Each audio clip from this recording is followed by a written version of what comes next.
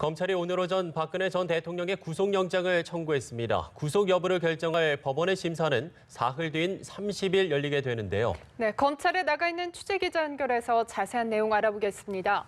박효정 기자, 검찰이 박 전 대통령에게 적용한 혐의가 무엇인가요?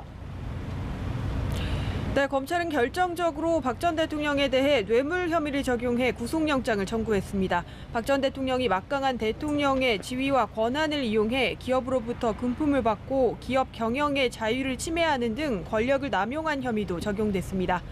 검찰특별수사본부는 그동안 신병 처리에 관해 신중하게 검토한 결과 이같이 결론 내렸다고 설명했는데요.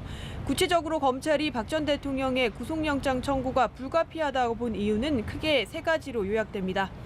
우선 말씀드린 것처럼 박 전 대통령의 권력남용 행태가 매우 무거웠다는 것입니다. 두 번째는 증거인멸 우려 때문인데요.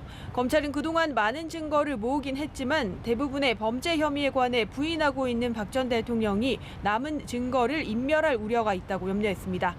마지막으로 관련자들과의 형평성 문제도 제기했습니다. 공범인 최순실 씨를 비롯해 여러 공직자들, 특히 뇌물을 건넨 것으로 지목된 이재용 삼성전자 부회장까지 구속된 상황에서 박 전 대통령의 구속영장을 청구하지 않는 것은 형평성에 맞지 않는다고 검찰은 설명했습니다.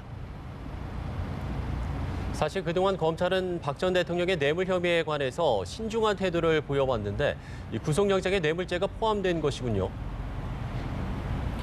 네, 그렇습니다. 당초 검찰은 지난해 박 전 대통령에게 최순실 씨와 공모해 대기업이 미르 K스포츠 재단 출연금을 내도록 강요한 혐의, 그러니까 직권남용과 강요 혐의만을 적용한 바 있습니다.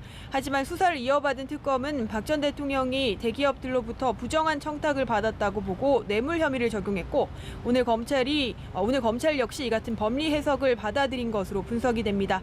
물론 검찰이 재단 출연금을 모두 뇌물로 받는지 아니면 삼성을 비롯한 일부 대기업의 지원 금액에 대해서만 뇌물죄를 적용했는지 등은 밝히지 않았습니다.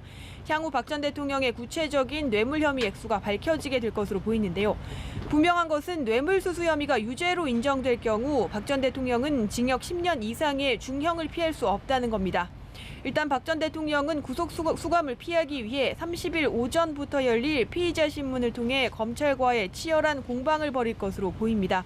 박 전 대통령이 자신에게 적용된 13가지 혐의 대부분을 부인하고 있는 만큼 검찰과 변호인단의 의견은 첨예하게 갈릴 것으로 전망됩니다. 법원은 피의자 신문을 통해 양측의 주장을 경청한 뒤 밤늦게 구속 여부를 결정할 예정입니다. 서울중앙지검에서 연합뉴스TV 박효정입니다.